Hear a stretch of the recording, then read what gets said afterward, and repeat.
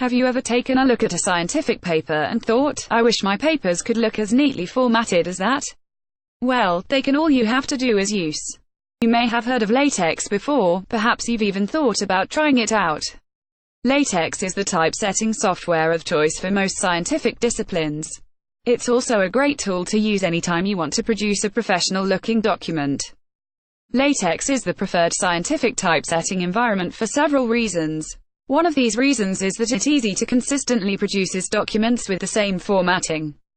Secondly, it is very easy to write mathematical equations in latex.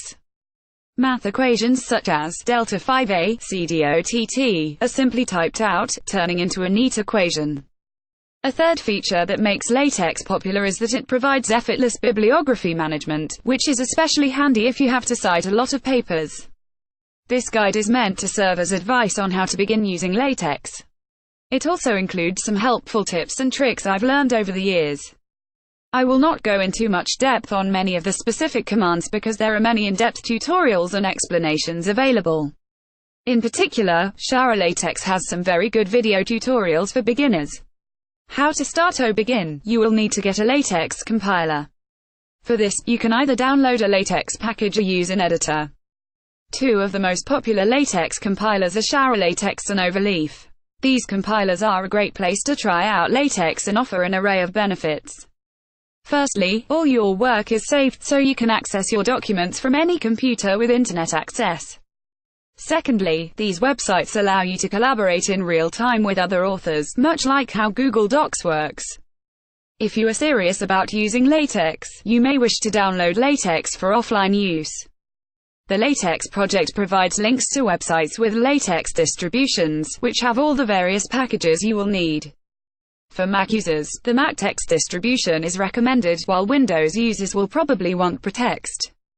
Both distributions come with all the major packages, document templates, and an editing environment to easily create and view your documents. When using a text editor like Microsoft Word, what you see is what you get.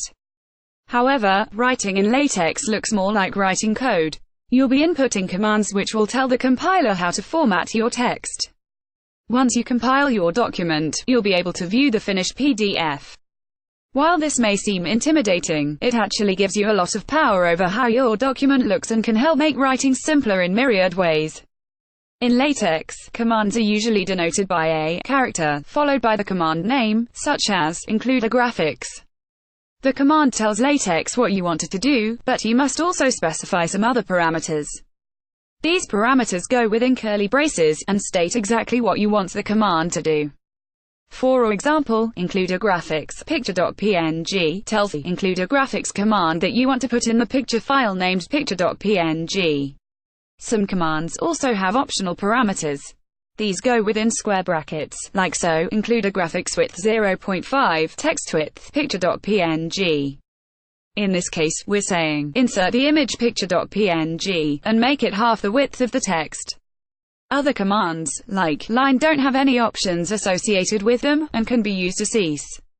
An example of what editing a paper in latex looks like using the TextStudio software in the ProText distribution. The first part of your .text file is called the preamble. The text you put here does not show up in your actual document but helps determine its formatting. The most common commands placed here are usePackage commands. UsePackage tells latex to load a package which is responsible for a particular part of the formatting. For example, the hyper package allows you to create hyperlinks. Another common package called geometry is used for setting up margins and paper sizes. After you have used latex for a while, you gain familiarity with the packages you use most often. When you start learning latex, I recommend beginning your documents using a template.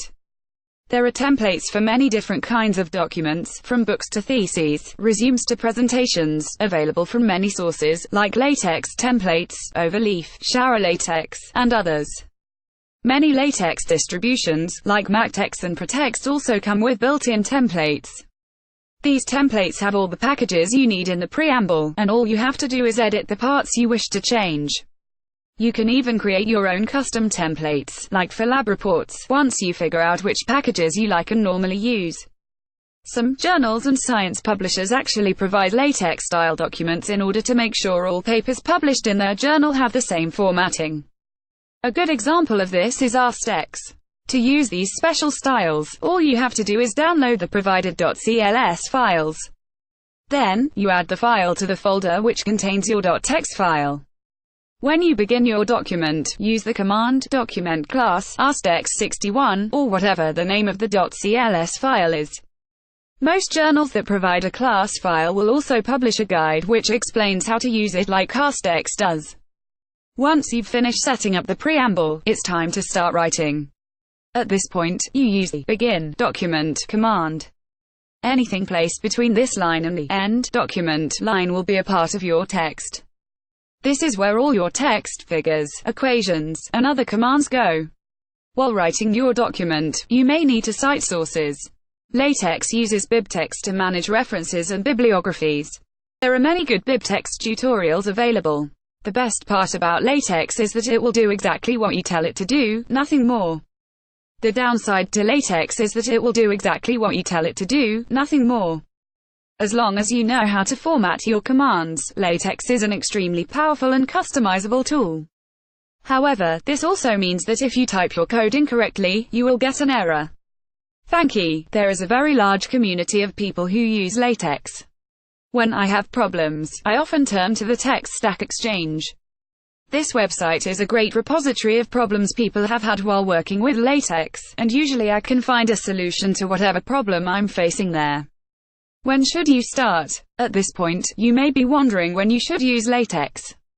The answer is you can use it anytime you need to prepare a typed document. LaTeX easily produces professional-looking, high-quality documents that will be the envy of those still using Microsoft Word. I basically use LaTeX for everything, from simple reports to term papers to my personal resume. So next time you need to type something, consider giving LaTeX a try. Learning it does not take very long, and it is a valuable skill to have.